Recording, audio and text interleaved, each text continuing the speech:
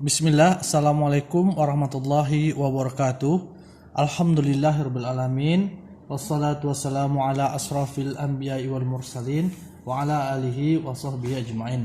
Allahumma shalli ala Muhammad wa ala ali Muhammad. Baiklah, kita lanjutkan perkuliahan kita pada minggu ini untuk mata kuliah sinyal dan sistem. Kita masuk kepada pembahasan mengenai deret atau transformasi Fourier. Ya, kita masuk kepada pembahasan mengenai deret Fourier. Tulisannya Fourier ya, tapi bacaannya ini Fourier karena Fourier ini adalah seorang matematikawan atau ilmuwan berkebangsaan Prancis, maka namanya itu bacanya ini Fourier ya. Nah, kita langsung saja deret Fourier atau transformasi Fourier itu digunakan nanti adalah untuk mengubah sinyal dari domain waktu ke domain frekuensi. Jadi guna transformasi atau deret Fourier adalah untuk mengubah sinyal dari domain waktu ke domain frekuensi sebagaimana transformasi lainnya. Nanti kita akan mempelajari beberapa jenis transformasi, itu transformasi Laplace, transformasi Fourier, dan transformasi Z. Masing-masing transformasi itu gunanya ada kegunaan khusus masing-masing.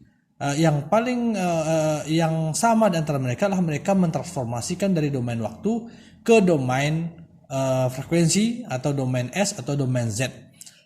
Gunanya apa? Kita mentransformasikan sinyal itu dari domain waktu ke domain frekuensi atau ke domain lain. Alasannya adalah karena sinyal apabila dia itu direpresentasikan atau dinyatakan dalam domain waktu, biasanya sinyal itu tidak bisa dianalisa karakteristiknya. Nah, untuk menganalisa karakteristik sinyal apabila untuk mengetahui misalnya pita frekuensinya, dayanya dan sebagainya, itu akan lebih banyak atau akan lebih mudah kalau kita merepresentasikan sinyal itu tidak pada domain waktu, tetapi pada domain frekuensi. Oke, jadi deret Fourier atau transformasi Fourier nanti yang akan kita pelajari, kita fungsinya adalah mengubah sinyal dari domain waktu ya, domain waktu ke domain frekuensi ya. Nah, frekuensi inilah fungsi daripada berbagai macam transformasi, baik itu Fourier, Laplace maupun Z. Nah, pertama kita akan pelajari deret Fourier dulu sebelum masuk kepada transformasi Fourier. Deret Fourier itu menyatakan bahwa seluruh sinyal itu bisa direpresentasikan dalam bentuk sinyal sinus dan kosinus. Ya, jadi seluruh sinyal apapun itu bentuknya, mau bentuknya peta, mau bentuknya segitiga, mau bentuknya acak, itu kan. Jadi seluruh sinyal apapun bentuknya bisa kita representasikan, bisa direpresentasikan dalam bentuk sinyal sinus dan kosinus. Ini adalah teori daripada si Fourier yang menyatakan seperti itu. Sehingga sinyal itu akan bisa direpresentasikan sebagai bentuk fx. Inilah deret Fourier ya. Fx itu sama dengan A0 per L ditambah sigma dari n sama dengan 1 sampai tidak hingga ya, an kosinus nvx per L ditambah bn sin nvx per L, seperti itu ya. Jadi kita lihat bahwa sinyal apapun itu pasti bisa kita representasikan dalam bentuk gabungan daripada sinyal-sinyal sinus, nih lihat ini ada komponen sinus, dan sinyal-sinyal kosinus dengan jumlah yang berbeda-beda tergantung jenis sinyalnya. Jadi di sini n-nya 1 sampai tidak hingga.